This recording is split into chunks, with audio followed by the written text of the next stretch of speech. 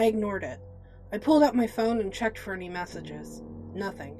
I frantically began typing a text when my candle went out. In my haste to relight it, I once again had to drop my knife and stow away my phone. Candle relit, a sharp noise from behind me made me turn around. I'll never forget what I saw. It was Carlton, his face gaunt and pale, his eyes sunk deep into his face, his hair white, arms crossed over his body. I blinked in surprise, then began running toward him, willing myself not to scream his name. Carlton remained stock still as I wrapped my arms around him, careful not to burn him with my candle. Then he spoke, and I felt my blood run cold. Larry. It wasn't the voice of my friend since kindergarten. It was a hollow, distant, empty voice. No human being could have made it. There was no cadence to it at all. Larry. I let go of Carlton and stepped back from him. Looking into his haunted eyes, I felt something stir within me. A pit of primal fear, atavistic in its simplicity. Run. Run, Larry. He took a step forward. And I ran. I ran as fast as I could, not daring to stop for even a second. Like a rat between the walls, I turned each corner with complete carelessness. Spray-painted words of red, black, purple, and other colors passed me by. They spoke to me. What lies beneath? They are what lies beneath. They stir. They're waking. What happens when they wake? I was sure it was just my mind playing tricks on me. I'm sure of it. Because I didn't dare try to consider the idea that it wasn't. By the time I'd stopped running, I was in a room with a rusted steel table, moldy curtains, and a tray with twisted surgical instruments. An operating room. That's what this was. It was obvious at a glance. Something moved in the corner. My eyes snapped to it. It was a rat. A big, black rat, with two dark eyes that stared into me. It sat on its hind legs, nose twitching as its front paws were held out in front of it. It winked, then turned around and darted into the corner, literally. The pink tail slithered into the wall through a hole. My candle was still gripped in my hand. I tightened my grip, unwilling to take my eyes off the corner. How interesting. A rat that winks. Who do you think taught it to do that? It paused, and I felt something lightly touch my shoulder. A gust of warm air blew over my ear before it spoke again. Do you think you could fit in the walls, if you tried? The rat reappeared in the hole, head tilted impatiently. Its nose twitched, and then it suddenly sprang out, rushing across the floor toward me. I almost screamed when it reached my leg. Then it jumped into the air next to me, and stopped in midair, claws latched onto something I couldn't see, as its teeth began furiously chewing. Oh my, it's got my leg.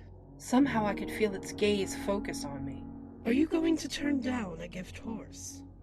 I heard footsteps behind me, slow, shuffling, patient steps, and a dry, empty husk of a voice calling my name, getting closer. Carlton had found me. He'd never lost me, had he? I took my chance. I ran toward the corner. I knew I wouldn't be able to fit through the rat hole, but somehow a part of me that hadn't been used for generations, since the days of cavemen, knew that I had to get into the wall. I began kicking at it, imagining it would take a good few kicks to knock it down. It fell apart on the first kick.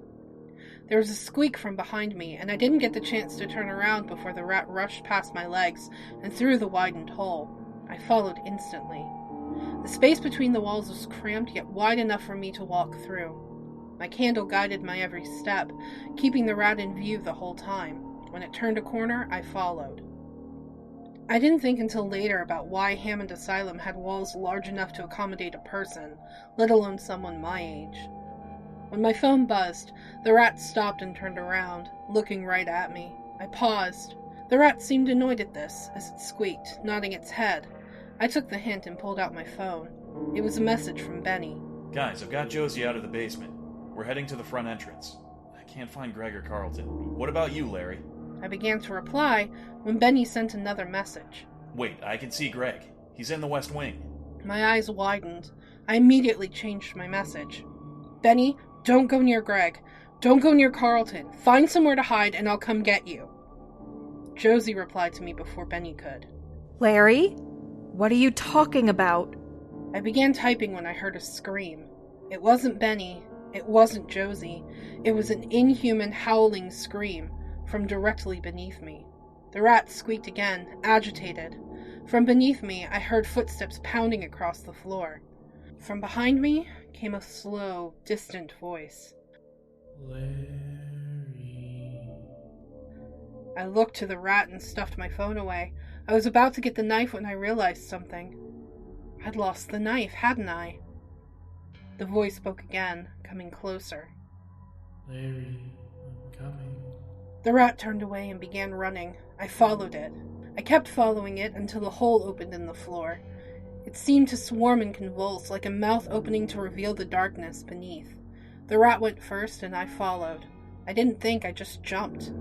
A sharp pain raced through my legs when I hit the ground, and hissed through gritted teeth. Then I took in my surroundings. Rats. More big, black rats, all staring at me. There was a rush as some of them swarmed upward, and the hole closed. The rest regarded me with a suspicious glare, almost like they were accusing me of something. I held my candle as I slowly turned around, seeing the entire room was covered by the rats. Far more rats than I'd ever seen or would see again. In the candlelight, their incisors gleamed when a few opened their mouths. One of the rats crawled forward. I paused, looking down at the rat as it stood upon its hind legs. It winked at me, then turned around. It chirped. The other rats skittered away, revealing a door.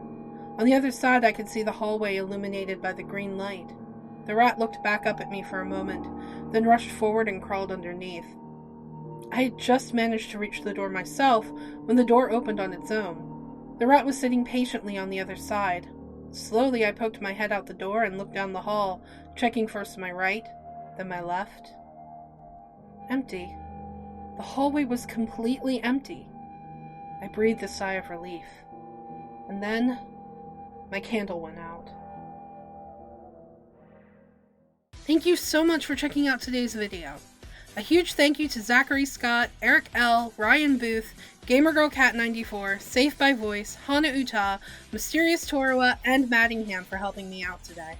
If you missed the last episode and want to catch up, click that box on the left. Or, if you'd like to see something a little different, click that box on the right to check out our latest Let's Voice Act series. Thanks for watching! Stay creepy, everybody.